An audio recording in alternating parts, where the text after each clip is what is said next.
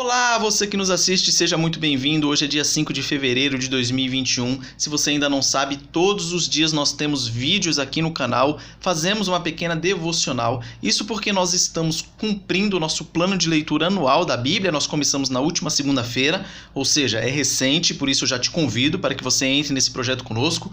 Venha tentar ler a sua Bíblia toda em um ano, e conforme a leitura vai progredindo, a gente vai separando alguns textos e aí nós fazemos aqui uma pequena meditação todos os dias.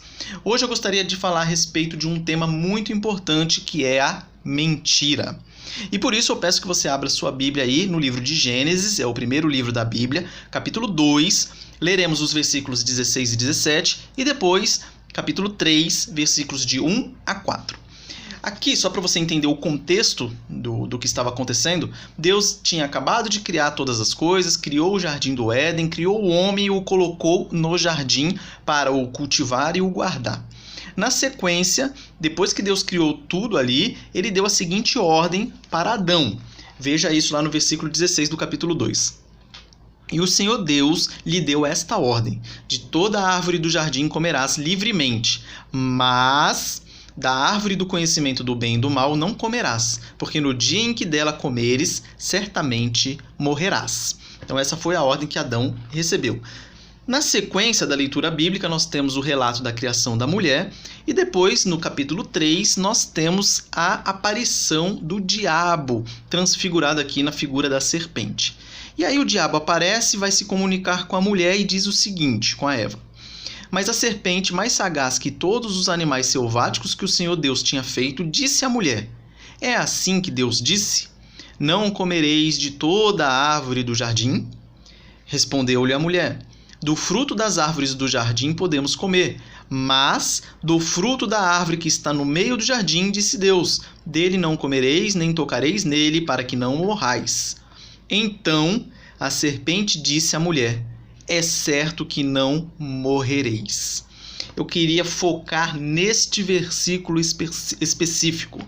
É certo que não morrereis. Você vê aqui no capítulo 3, do 1 ao 4, você tem ali uma progressão na argumentação falaciosa do diabo. Ele começa jogando para a mulher: é verdade que Deus disse que você não pode comer nenhuma árvore, nenhum fruto? Ele sabia que ia dar a ordem de Deus. E aí ele vai induzindo. É isso que ele disse? Daí a mulher: não foi isso que ele disse tal coisa. E no final ele arremata. Ele fala assim, na verdade, o que Deus disse não é bem assim. Essa é a frase que nós temos que ter muito clara na nossa mente, porque hoje em dia o que mais acontece são pessoas ensinando a Bíblia, pegando conceitos claros das Escrituras e dizendo: não é bem assim. Existem pastores hoje, missionários, líderes religiosos que pegam o conceito, por exemplo, do pecado, que é a transgressão da lei de Deus, ponto, e vai dizer: não é bem assim. Isso nós vemos diversas vezes nesses ensinos falaciosos que nós temos hoje em dia. E nós temos que ficar muito atentos quanto a isso. Se nós acreditamos nessas mentiras, a tendência nossa é replicar a mentira. Logo, estaremos pecando, contando mentiras, levando outras pessoas para o poço, para o buraco. Lembremos que o pai da mentira é o diabo. Então nós não podemos querer ser agentes dele neste mundo. Você percebe que o diabo não amarrou a mulher, não bateu na mulher, não obrigou ela a comer do fruto proibido. Ele foi na mente dela. Ele a enganou. E temos que ficar atentos hoje em dia para não sermos enganados. Há uma distorção terrível do evangelho hoje em dia. Desde teologia da libertação na Igreja Católica, desde a teologia da missão integral nas igrejas evangélicas, teologia da prosperidade, teologia liberal de uma forma geral, que distorce todos os textos. Então a gente tem que tomar muito cuidado e ficar atentos quanto a isso. Afinal, o pecado ele gera consequências.